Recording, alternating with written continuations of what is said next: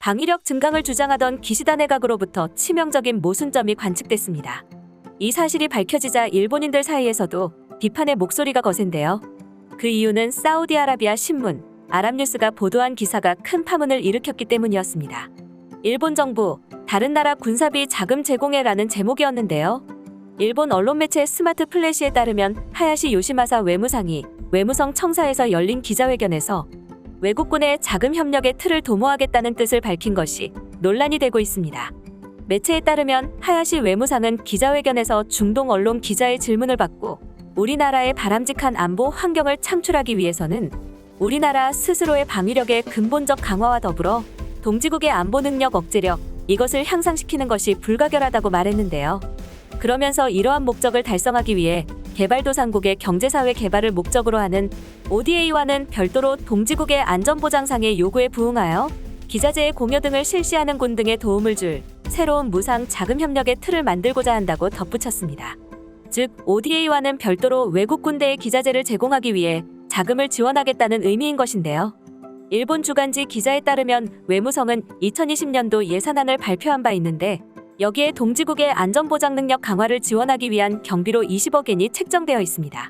이에 대해 해당 기자는 방위성이 아니라 외무성이 외국 군사 예산에 간섭한다는 점에서 대외적으로도 큰 영향을 미칠 것으로 보인다고 설명했습니다.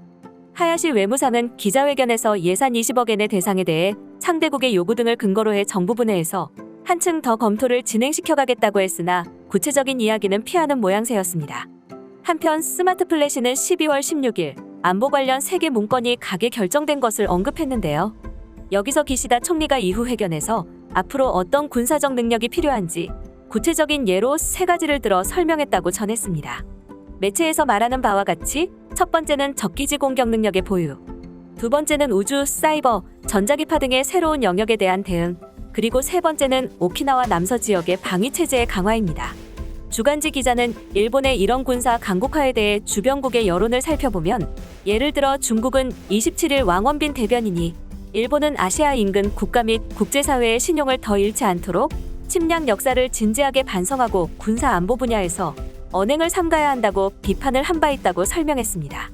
계속해서 스마트 플래시는 기시다 총리의 의향에 따라 일본에서는 2023년도부터 방위비가 5년간 총액 43조엔 규모로 확대되는 것을 언급하면서 기시다 총리가 매년 4조엔의 안정적인 재원이 필요하다고 밝힌 데 이어 그중 1조엔 이상은 증세로 충당할 방침을 밝혔으나 결국 법인세, 담배세, 소득세 등 3가지를 조합해 충당하기로 결정했다고 설명했는데요.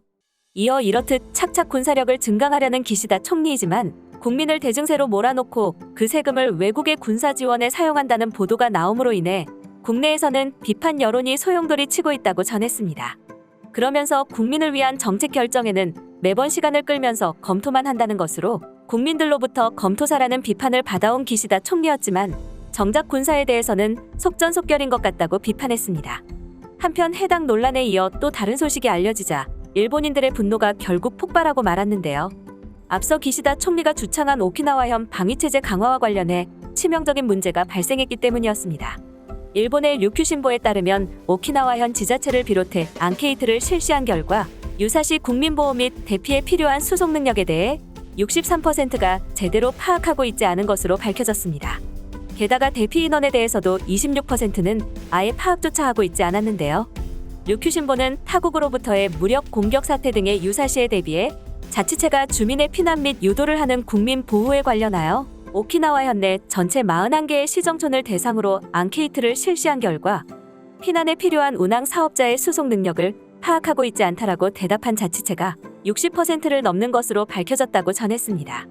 이어 복수회답의 피난 유도 과제에 대해서는 수송력의 확보를 꼽는 자치체가 90% 가까이에 달했다면서 유사시 피난의 실효성에 물음표가 붙는 현상이 나타났다고 설명했습니다. 피난 시의 수송 능력을 파악하고 있다라고 회답한 것은 6개 시정촌으로 14.6%, 어느 정도 파악하고 있다라고 한 것은 9개 시정촌으로 21.9%였는데요. 파악하고 있지 않다라고 회답한 것이 26개 시정촌으로 63.4%였습니다. 계속해서 피난 인원수를 파악하고 있다라고 회답한 것은 10개 시정촌으로 24.4%, 어느 정도 파악하고 있다라고 회답한 것은 20개 시정촌으로 48.8%였는데요.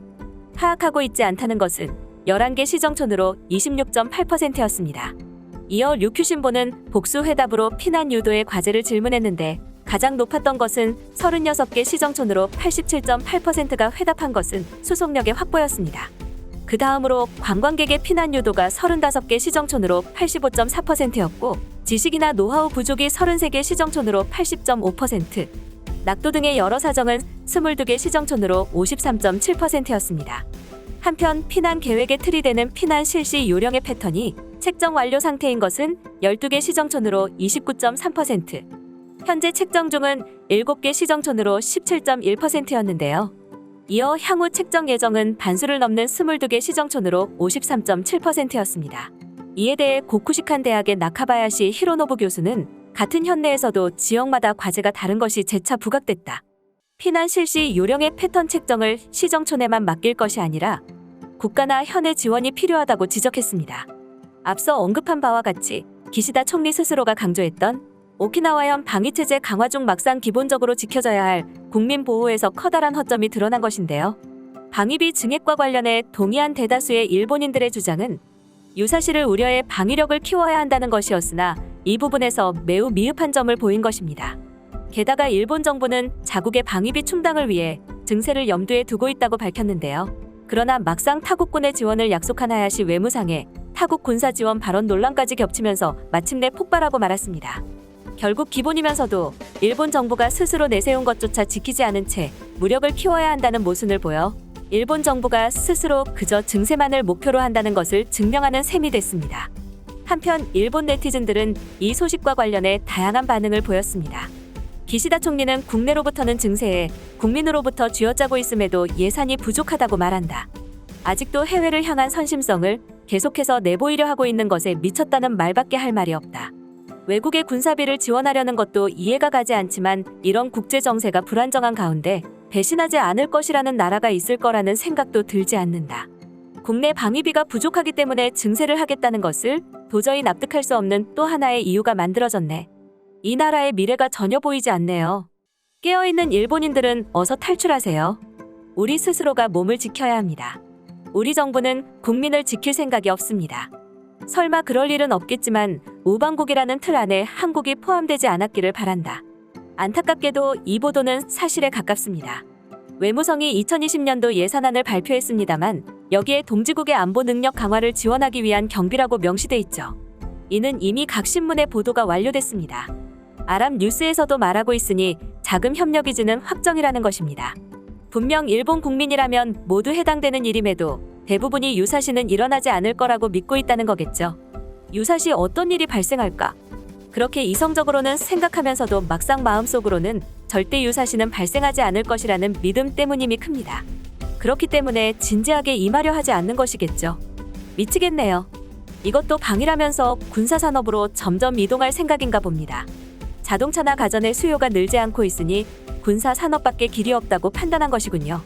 이러다 정말로 동남아에 추월당할 수도 있습니다. 그렇다고 EV가 팔릴 리도 없잖아요. 도대체 무엇을 통해 일본을 부흥시키려는 것인지 이에 대한 생각이 전혀 보이지 않는다. 이제 그만 내려오는 게 어떨까 싶다. 우리는 어느 나라의 국민인가? 아무리 외교를 위해서다라고 말해도 현재 일본의 상황을 고려한다면 너무 지나친 것 같다. 일본국의 예산은 우선적으로 일본을 위해 사용되어야 한다. 아무래도 기시다는 이번 일조차 스스로 자랑하는 정중한 설명으로 국민을 납득시킬 수 있을 거라고 생각하고 있는 것 같은데 그건 큰 착각이다. 지금까지 관련 소식을 접한 일본 네티즌들의 반응이었습니다. 오늘 소식은 여기까지입니다. 내용이 도움이 되셨다면 구독과 좋아요, 알림 설정 부탁드리겠습니다. 세상의 소식을 전하는 월드리뷰는 계속해서 달려나가겠습니다. 시청해주셔서 감사합니다.